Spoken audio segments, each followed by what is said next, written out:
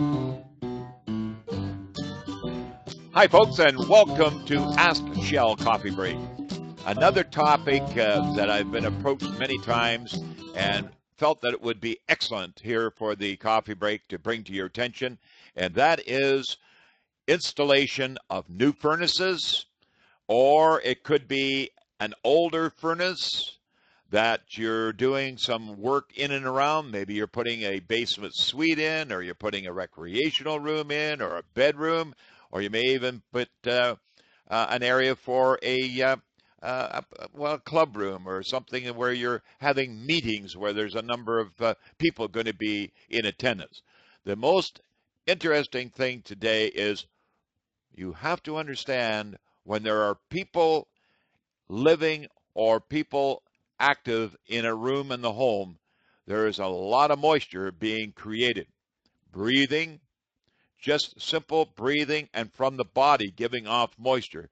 That moisture has got to be exhaust vented out of the home.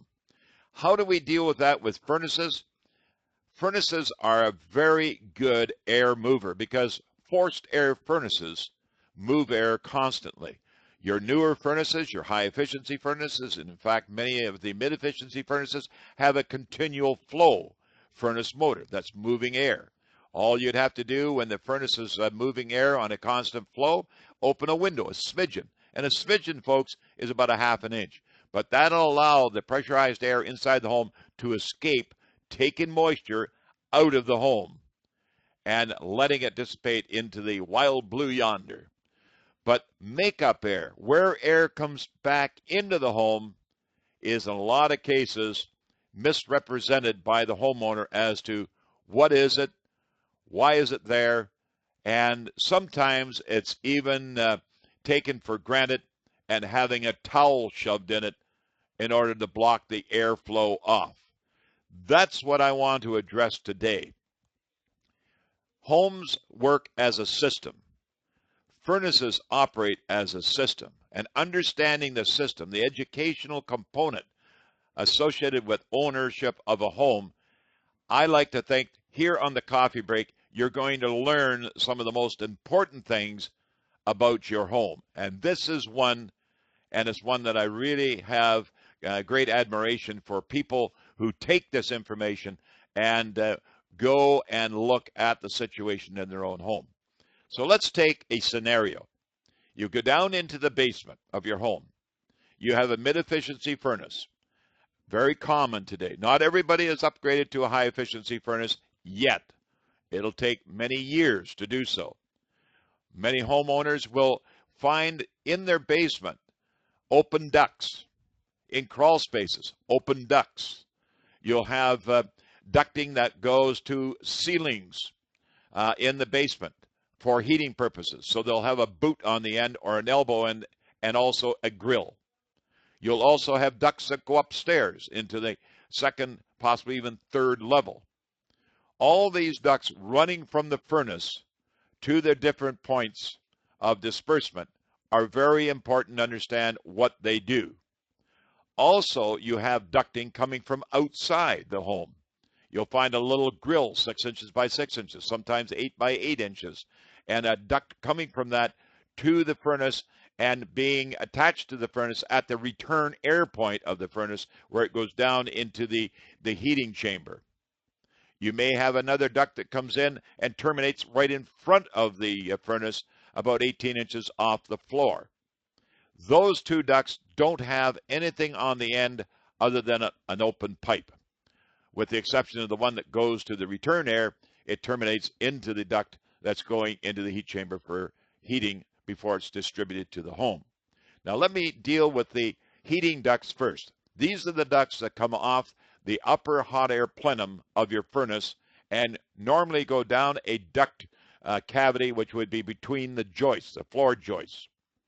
Sometimes they run under. Sometimes they run along the main beam where they're boxed in if you're doing any finishing. The main thing is any duct that's carrying heat in the form of hot air should be sealed at all the seams. It can be sealed with tape, duct tape. I do suggest using the cloth duct tape rather than the the plastic one. Also, you can use a duct seal, which is a liquid component that you brush on where you have your seams in your ducting.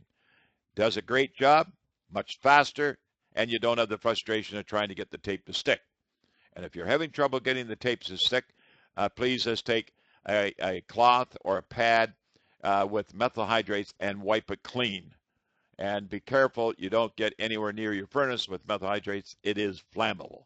Okay, so furnace off, very simple to do, shut it off. There's a switch on your ceiling, on your wall. Depending on where your garage is located, it will have furnace printed on it. So you don't want to be dealing with anything around a furnace that is flammable, with exception, you shut it off first. Okay? Now, all that being said, all those ducts, if they have grills on the second and third level, if they don't have grills in the basement level, that's not unusual in the basement until you finish it, and then you put the finish duct ends, which is the grill, after you put your ceiling in place. If you're in a crawl space and you run into a pipe that goes in as a heating duct, when the furnace is on, you can feel heat coming out, then that particular duct is for the crawl space, and it is forcing air in, and it is blowing air out through venting, or it will go out through air leakage. That is to be there. It's important to be there. It's not going to cause any concern. Never concern yourself that a duct is that hot that it's going to cause a fire. That is warm or hot air from the burner, from the heating chamber of the furnace. Will not cause a fire in a duct. So that's something you want to be. It's not like a dryer. That's a story for another time. Now, the two ducts that come in from outside, one that terminates 18 inches off the floor of the furnace, right in front of the furnace, that is called combustion air. Combustion air. That's allowing air to come in from outside, allowed to go from the duct into the burning of the gas or oil chamber of the furnace or propane. The other duct that comes from outside and goes into the return air that goes into the heat chamber, that is what's called makeup air. Now, sometimes the makeup air is taken away because people think it allows cold air into the house, which it does. If you've got a continual flow furnace and you've got a makeup air duct that goes into the furnace return air for heating, then if you have a constant flow of air, then you are, when the burner is off, you're going to get some cool air coming in and being presented to your living cavity, or your comfort level may be challenged. That's where a product called the Homey Damper comes into place. And the Homey Damper goes into the makeup air duct as well as the combustion air duct. Those are items that you can look up on our website on the information request, and that's in the area that we deal with that on the referral network. So search word would be Homey, Hoyme.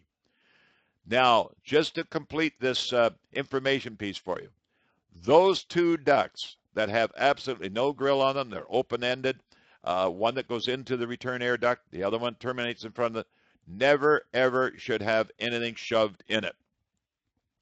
That air is required in the home to make up air where the air is lost through heating chambers, through air leakage, through the home itself, and you, the homeowner, you do not want to actively try to stop that, because if you do, bingo, you're going to be starving your furnace combustion chamber for air, and also starving your home upstairs of getting outside fresh air.